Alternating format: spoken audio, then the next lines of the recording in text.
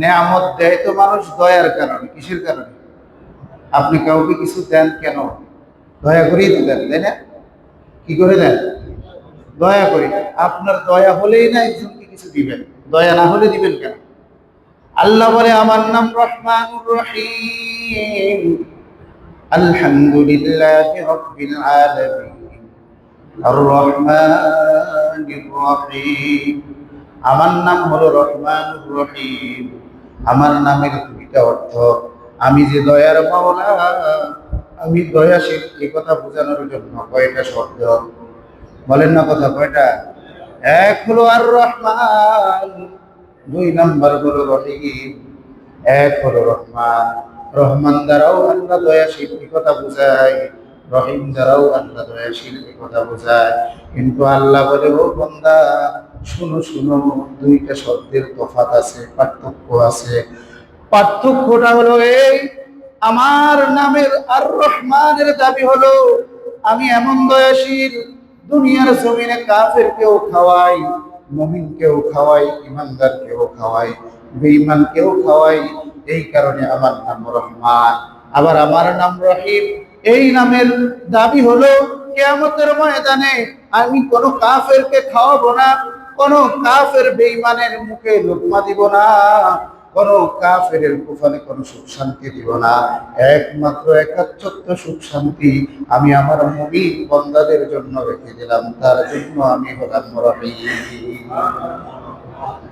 পরকালের যত দয়া একমাত্র মুমিন পাবে, কোন কাফের মুশরিক বেঈমান পাবে না। দুনিয়ার যে দয়া, এটা কাফেরও পায়, মুমিনও পায়।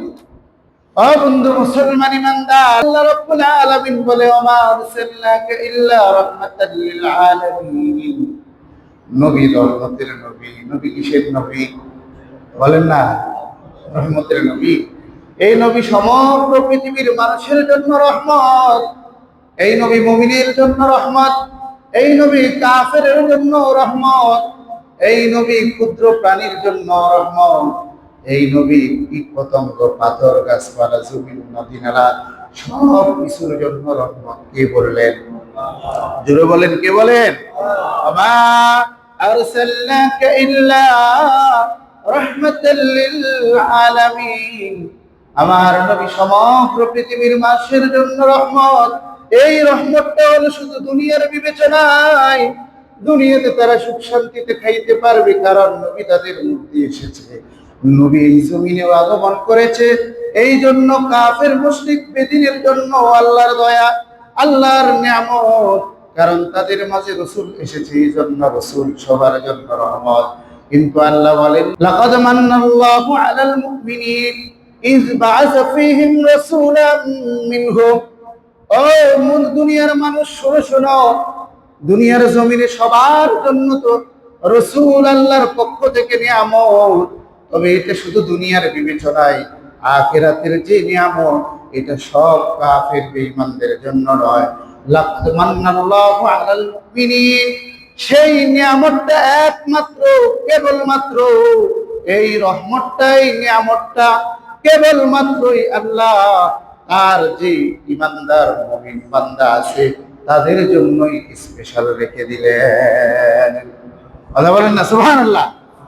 আর দুনিয়ার মানুষ নবীর শাফাত পাইয়া কোনো কাফের জান্নাতে যাবে না, নবীর সুপারিশ পাইয়া কোনো কাফের জান্নাতে যাবে না, নবী কোনো কাফেরের জন্য সুপারিশ করবে না।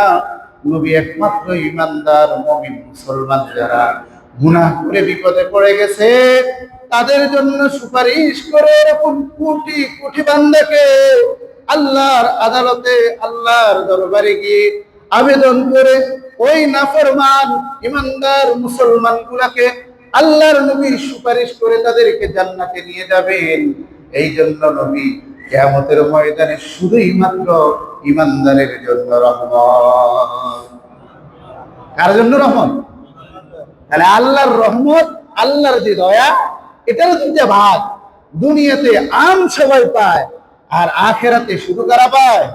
ইমানদার পায়। আবার রাসূলুর যে রহমত, সেটারও দুইটা ভাগ। দুনিয়াতে সবাই এই রহমতের অধিকারী, সবাই এটার দ্বারা উপকৃত হয়, কিন্তু কিয়ামতের মাঠে কোন মুমিন ছাড়া, কোন বেঈমান, কোন কাফের মুশরিক আল্লাহর রসুলের এই রহমতের নিয়ামত পাবে না। পাবে একমাত্র কারা? যারা রসুলের প্রতি ঈমান এনেছে, ঈমানদার মুসলমান তারা।